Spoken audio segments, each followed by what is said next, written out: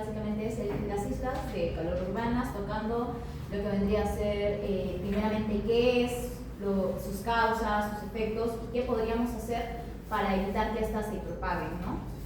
Como integrantes tenemos a Magaña Cutimbo, Andy Emanuel, Mamani Rodríguez Eduardo, Julián, Ope Mamani Ángel Lucero, que es persona, y Peña Mecarejo Eduardo Antonio. Para empezar, como lo dije en un inicio, tendríamos que primero tener un concepto de qué son las islas de calor urbano. Estas islas son un fenómeno de origen térmico que se refiere a la presencia de aire más caliente en los alrededores. No nos referimos así de concepto tal como una isla en sí, sino es el calor que de por sí se mantiene debido a las infraestructuras. Estas como podrían ser edificios, calles, aceras o asfaltos que retienen el calor provocado por el sol. Haciendo que comparado con otros espacios abiertos como zonas más rurales, tenga otro tipo de temperatura. Las zonas urbanas, como lo acabo de mencionar, tienen mayor presencia de edificaciones, mayores edificios, todo está asfaltado como lo vemos en las calles, y esto requiere mucho más calor, lo que tiende a hacer que estas sean más calurosas debido a que el hormigón de este retiene la energía calorífica proveniente del sol. Lo mismo sucede con el asfalto, los pavimentos de las calles, los que además impiden que el terreno natural retenga y absorba la humedad. Bueno, nos podemos preguntar cuáles serían las causas de que haya tanto calor en las zonas urbanas.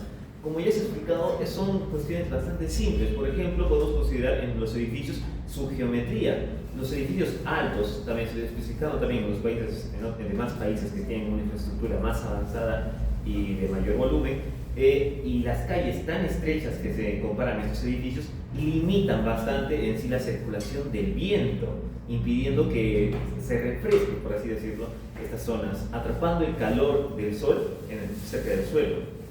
Además de esto, consideramos que también estos edificios suelen estar hechos de cemento, entre otros como asfalto, concreto e incluso los techos que también son oscuros.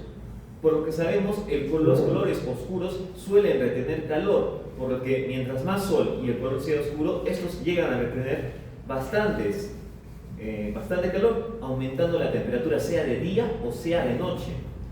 Y por último punto, la falta de vegetación. La urbanización en sí, tenemos claro que reduce los espacios verdes, eliminando la sombra natural y el enfriamiento por la evaporación, especialmente en nuestro país, Perú, en el cual no se considera tanto esto de la vegetación en zonas urbanas. Otra de las causas es el calor antropogénico, el mismo calor que nosotros producimos, como la calefacción, refrigeración, transporte, la industria, lo cual genera por medio de los gases el calor adicional en nuestras ciudades. Otro también serían los gases de efecto invernadero, resaltando en las fábricas y nuestras actividades humanas. Estas emisiones atrapan el calor en la atmósfera, intensificando el calentamiento local. Muy bien, ahora hablemos de los efectos. Primero podemos comenzar hablando de la salud. Como ya sabemos, el calor excesivo puede causar problemas de respiración, insolación, deshidratación, fatiga y aumento, en este caso, de la mortalidad, ¿no? De la tasa de mortalidad. También podemos hablar de la contaminación del aire. El mayor uso de combustibles fósiles eleva emisiones de dióxido de carbono, ¿no? Empeorando la calidad del aire y también, en este caso, la contaminación ambiental. El impacto económico. El calentamiento urbano intensifica las pérdidas económicas asociadas con el cambio climático, pudiendo incluso duplicarlas. Y también podríamos hablar del mayor consumo de energía. Las altas temperaturas urbanas, especialmente en verano, incrementan el uso del aire acondicionado y elevan los costos de la electricidad. Ahora, hablemos un poco de historia, ¿no? Cerca, por así decirlo, desde el año 2000 hasta el 2016, hubo un incremento de la exposición de las olas de calor. Es decir, que más de 125 millones de personas estuvieron expuestas a olas de calor en comparación con años anteriores. Esto según la Organización Mundial de la Salud. En el año 2003, Europa presenció una ola de calor histórica, más de 70.000 muertes atribuidas al calor extremo, especialmente en personas vulnerables. En 2010 podemos hablar también de un suceso muy importante que fue en Rusia, que surgió una ola de calor de 44 días, aproximadamente 56.000 muertes por altas temperaturas prolongadas.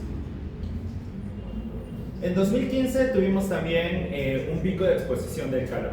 175 millones de personas adicionales estuvieron expuestas a olas de calor, comparando con el promedio de años anteriores, que como ya lo dijimos, esto nunca se vio. En 2018, según el estudio del MIT en Florida, tuvimos un impacto económico directo, ¿no? El efecto de isla de calor provocó un gasto adicional en lo que sería dólares, por así decirlo, de 400 millones de dólares anuales en aire acondicionado. Bueno, con esto pasamos a las soluciones. Hace muchísimo tiempo yo no sabía esto, la verdad, es probable que ustedes tampoco se hayan dado cuenta, pero se ha empezado a popularizar este término llamado sensación térmica. Aparte de que nos dan la temperatura en lo que son las zonas como tal, en nuestro noticiero, se va a dar lo que es la sensación térmica. Significa que pueden haber 20 grados, pero se va a sentir como si fueran 28. Esto porque es interesante, porque desde hace unos cuantos años las sensaciones térmicas que vamos a registrar en varios países son peligrosas, mortales, incluso imposibles. Este fenómeno se da muchas veces por estas islas de calor urbanas. Entonces, ¿cómo se puede solucionar? La realidad es de que no es algo tan complejo, es algo bastante simple, solo que muchas veces se tienen que ceder bastantes cosas. Desde una perspectiva retrógrada siempre se había dicho de que la misma jardinería era solo para ancianos y para mujeres, pero querramos o no, es uno de los factores que más ayudan a reducir la temperatura en nuestra casa, además de ser un hobby muy interesante y saludable. Aunado a ello, tenemos una pregunta más que es ya a lo general. ¿Por qué es lo que hace el gobierno al respecto? Si hubiera un interés real, entenderíamos de que la planificación de estos inmuebles conlleva una utilización de materiales que, primero, conservan el calor. Segundo, no está bien planificado, entonces hay una sobreconcentración de masas no solo automovilísticas, sino también energéticas. Y crea un bucle donde, claro, hace calor, yo voy por un helado, el helado produce más calor, luego enciendo el aire produce más calor y así, etcétera, etcétera, etcétera. Entonces, ¿qué es lo que se puede hacer? En lo general, promover medidas arquitectónicas, sobre todo, para que a partir de ahora las casas tengan una forma de autorrefrigeración. Ya no depender tanto de otras fuentes que, como ya dije, generan aún más calor. Y esto nos lo podemos preguntar nosotros mismos, incluso diciendo, ¿tenemos realmente una planeación en las casas actualmente? Gran parte de la informalidad del Perú se basa en que tú construyes sin que te digan nada y vas aprovechando para no sacar los papeles adecuados.